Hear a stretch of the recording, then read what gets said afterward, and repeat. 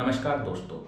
लक्षद्वीप आज सारे के सारे देश में लक्षद्वीप बचाओ के नारे लग रहे हैं। आखिर ऐसा क्या हुआ है लक्षद्वीप में कि जो ये सारा का सारा जो यहाँ पर ट्रेंड में चल रहा है कि सेव लक्षद्वीप और इस सब के बारे में जो भी न्यूज़ हमारे मीडिया में आ रही हैं, इसके बारे में आज हम इस वीडियो में चर्चा करेंगे। तो लक्षद्वीप की हम बात करें तो लक्षद्वीप और अंडमान निकोबार हमारे देश की ऐसी दो यूनियन टेरिटरीज हैं जिनमें कि बायोडाइवर्सिटी की बहुत ज़्यादा अधिकता है। यानी कि आज भी यदि हम बात करें तो जो नेचुरल बायोडाइवर्सिटी हमारी होती है, जो नेचर ने खुद हमें दी थी, वो आज भी वहाँ पर जीवित है। लेकिन अब लक्षद्वीप में क्या होने जा रहा है, क्या क्या चेंजेस वहाँ पर आ रहे हैं और सबसे बड़ा नाम उठकर किसका आ रहा है, उन सब के बारे में आज हम देखेंगे।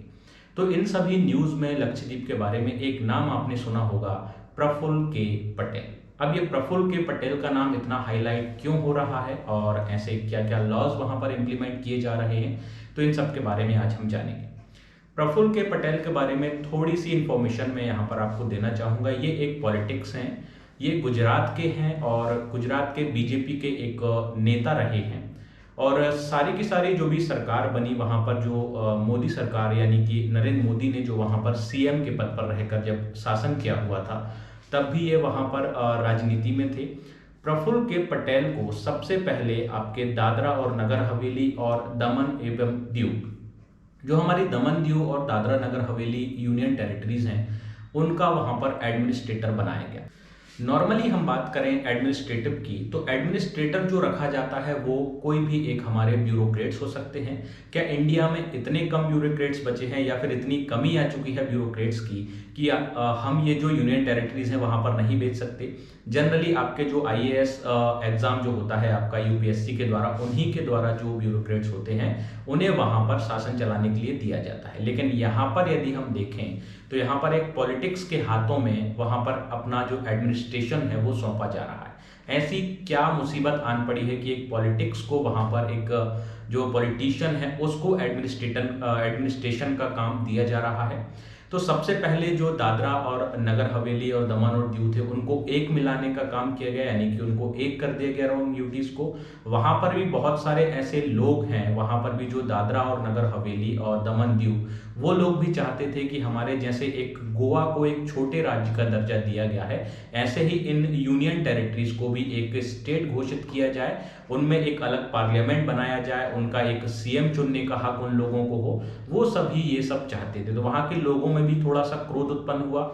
लेकिन अब आप तो जानते ही हैं कि जो सरकार है भाई, उसके हाथों में सत्ता है तो वो फिर कुछ भी कर सकता है। अब यहां से एक बात उठकर आती है कि इन यूनियन टेरिटरीज के जो एडमिनिस्ट्रेटिव बनाए गए थे वो बनाया गया था किसको? प्रफुल्ल के पटेल को। अब एक और यहाँ पर जो इन्होंने प्रफुल्ल के पटेल को एक ही यूटी का एडमिनिस्ट्रेटिव बनाकर नहीं छोड़ा गया, यहाँ पर लक्षद्वीप का एडमिनिस्ट्रेटिव भी चुना गया प्रफुल्ल के पटेल को। अब यहाँ पर सोचने वाली बात यह है कि भाई चलिए, आपने यदि पॉलिटिशियन को एडमिनिस्ट्रेटिव बनाया भी है तो एक ही यूनियन टेरिटरीज का रहने देते, लेकिन साथ साथ में एक और यूनियन टेरिटरीज का वहां पर काम दिया जा रहा है। तो ये बात कुछ समझ से परे है और ये ऐसा क्यों हो रहा है, इस बात को भी जरा सुनिए। अब हम चलते हैं लक्षद्वीप पर। तो लक्षद्वीप बहुत ही छोटे छोटे द्वीपों से मिलकर बना हुआ है। इसकी जो आबादी है लगभग 60 से 70 हजार है और इसका जो एरिया है वो बहुत ही छोटा है। अब यहाँ पर जो प्रफुल्ल के पटेल को एडमिनिस्ट्रेटिव के तौर पर बनाया गया है, तो उनका कहना है कि हम इसे एक स्मार्ट सिटी बनाना चाहते हैं। भाई स्मार्ट सिटी जाकर आप लक्षद्वीप में बना रहे हैं, तो क्या भारत में सिटियों की कमी है? यानी कि इंडिया के जब हम बात करें इंलैंड की, तो यहाँ पर क्या सिटीज़ नहीं बची हैं या फिर सारी की सारी सिटीज़ जो थी वो स्मार्ट सिटी हो चुकी हैं? ऐसा क्या मतलब आप लक्षद्वीप में जाकर एक स्मार्ट सिटी बना रहे हैं? वहाँ पर आप एक न्यूज़ में देखेंगे कि इस सरकार ने, यानी कि जो एडमिनिस्ट्रेटिव वहां पर पहुंचे पटेल साहब, इन्होंने जो गरीब लोग थे वहां पर जो फिशिंग किया करते थे, उनके घर बार भी जो झोपड़पट्टी थी उसको भी तोड़ दिया है, उनके झोपड़ियों को वहां पर मिटा दिया है। क्या यही स्मार्ट सिटी को बनाना है? क्या ऐसे ही स्मार्ट सिटीज बनती हैं? अब हम आगे चलें, बात करते हैं कि जो लक्षद्वीप है, लक्षद्वीप में पहले से ही जैसे गुजरात और बिहार में आपके वाइन शॉप पर प्रतिबंध लगा हुआ है, लक्षद्वीप में ऑलरेडी इस पर रेस्ट्रिक्शन लगा हुआ था। ओनली वहां पर एक ही बार ऐसा था जहां पर ये सब मिलता था, बाकी पूरे के पूरे लक्षद्वीप में इस पर बैन था। अब प्रफुल्ल के पटेल जी ने क्या किया कि वहां पर ये जितनी भी वाइन शॉप थी या फिर जो भी वहां पर खोल सकता है, उसे आज़ादी दे दी है और उनको लाइसेंस देने की अनुमति वहाँ पर दी है। तो एक ये आपका पॉइंट है वहाँ पर लक्षद्वीप में जाने का। लक्षद्वीप ऐसे स्मार्ट सिटी बनेगा, है ना, शराब का सेवन कर करके स्मार्ट सिटी बनाई जाती है। सेकंड, वहाँ पर जिसको बेनिफिट्स होने वाला है, कुछ लोग वहाँ पर अपना जो जीवन यापन कर रहे हैं वो सिंपल सा जीवन यापन वहाँ पर करते हैं, फिशिंग करते हैं अपने जीवन यापन के लिए। ऐसा नहीं है कि वो किसी कमर्शियल वे पर फिशिंग वहाँ पर करते हैं। तो मछलियों की जो संख्या है वहाँ पर, पॉपुलेशन है, वो भी वहाँ पर खासा उन पर कोई ज़्यादा प्रभाव नहीं पड़ता है। लेकिन फिर भी वहाँ पर क्या होगा, स्मार्ट सिटी बनाने से वहाँ पर बड़े बड़े होटल्स बनेंगे। लक्षद्वीप को कंपैरिजन किया जा रहा है मालदीव से कि भाई मालदीव में 5 स्टार 7 स्टार होटल हैं, तो लक्षद्वीप में क्यों नहीं हो सकते। तो इससे बेनिफिट किसको होगा? क्या एक आम आदमी वहां पर 5 स्टार होटल बना पाएगा? क्या एक आम आदमी वहां पर होटल्स की जो सुविधाएं हैं वो ले सकेगा?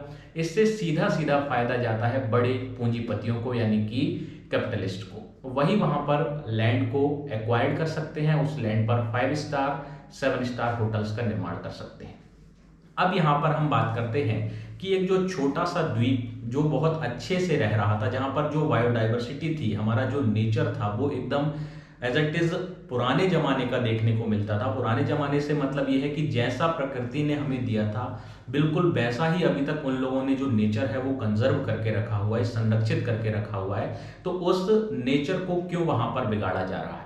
तो ये सभी रीजन है लक्षद्वीप सेव के जो नारे लग रहे हैं इंडिया में। इसी कारण से ये नारे लग रहे हैं कि भाई ऐसा क्यों किया जा रहा है। इससे क्या वहां के रहने वाले लोगों को कोई बेनिफिट है? बिल्कुल नहीं।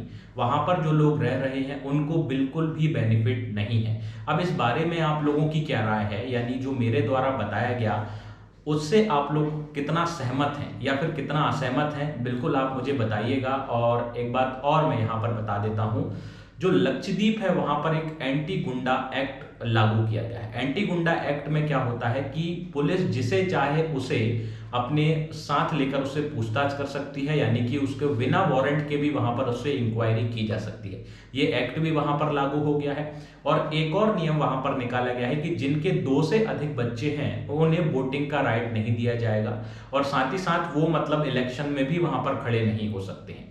पंचायत जो वहां पर पंचायत के जो भी वहां पर अधिकार थे वो सारे के सारे पंचायत के अधिकार समाप्त कर दिए गए हैं, पंचायत अधिकार छीन लिए गए हैं। और यदि हम बात करें जो बीजेपी यहाँ पर हमारे इंडिया में जितनी सीट्स पर यहाँ पर इन्होंने विजय ली थी, अभी हाल ही के जो आपके लोकसभा चुनाव हुए थे उनमें यदि हम बात करते हैं कि जिन भी एमएलएस के 3 से अधिक बच्चे हैं, यदि उनको हम हटा दिए जाएं तो लगभग 1/3 जो बीजेपी की सीट्स हैं, यानी कि लगभग 92 सीट्स वहां पर उन लोगों की नहीं रहेंगी। तो आप सोचिए कितना बड़ा ये आंकड़ा है। अब ऐसा लक्षद्वीप में क्यों थोपा जा रहा है, क्यों वहां पर ये सब किया जा रहा है? क्योंकि जो सरकार अभी मौजूदा सरकार है उसका शासन लक्षद्वीप में भी चल सके, यानी कि लक्षद्वीप को भी वो अपने अनुसार ही बनाना चाहते हैं, अपने फायदे के अनुसार उसे उपयोग करना चाहते हैं। तो इसी के साथ बहुत बहुत थैंक यू आपका। जय हिंद, जय भारत।